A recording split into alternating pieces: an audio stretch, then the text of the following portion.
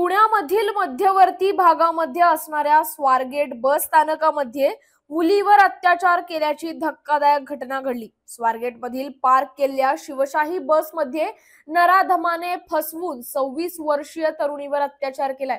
यामुळे पुण्यासह राज्यभरामध्ये रोष व्यक्त करण्यात येतोय। यामुळे महिला सुरक्षेवर देखील प्रश्न उपस्थित केले जात आहेत। या घटनेच्या विरोधात विरोधकांनी जोरदार आंदोलन करत आवाज उठवलाय। काल दिनांक 26 फेब्रुवारी रोजी ठाकरे गटाचे नेते वसंत मोरे यांनी आंदोलन केलंय। त्याचबरोबर आज शरद पवार गटाच्या नेत्यांनी स्वारगेट चौकात घोषणाबाजी करून आंदोलन करत या प्रकरणाचा निषेध नोंदवलाय। 50 तास झाले तरी आरोपी सापडत नाही।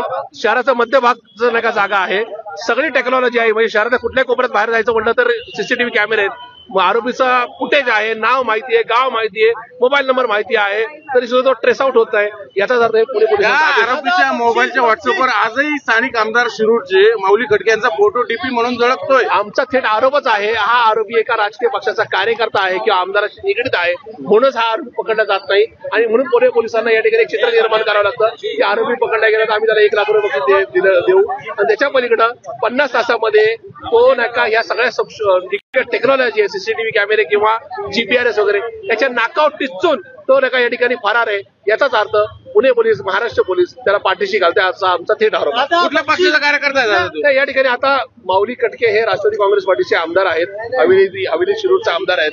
त्याचा स्टेटस किंवा त्याचा नाही का एक प्रोफाईलवर आज नाही का त्या आमदारांबरोबर फोटो असेल, याचाच अर्थ आमदारांनी या ठिकाणी पुढे येऊन कबुली जबाब द्यावा।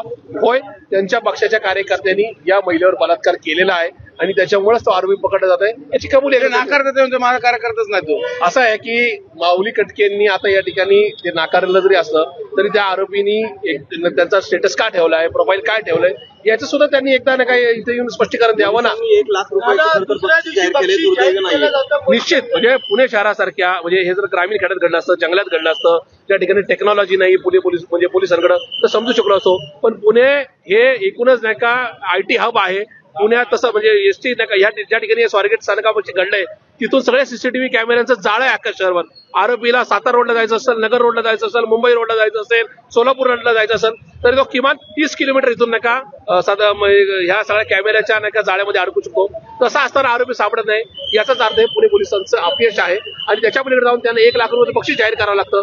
याचाच अर्थ देवेंद्रजी फडणवीस हे राज्याचे मुख्यमंत्री म्हणून, गृहमंत्री म्हणून आणि पुणे पोलीस हे सगळे एकत्रितरित्या या सगळ्या आरोपीला पकडण्यामध्ये, त्याला ट्रेस आउट करण्यामध्ये अपयशी ठरले, याचा हा कबुली जबाब आहे असं मला वाटतं।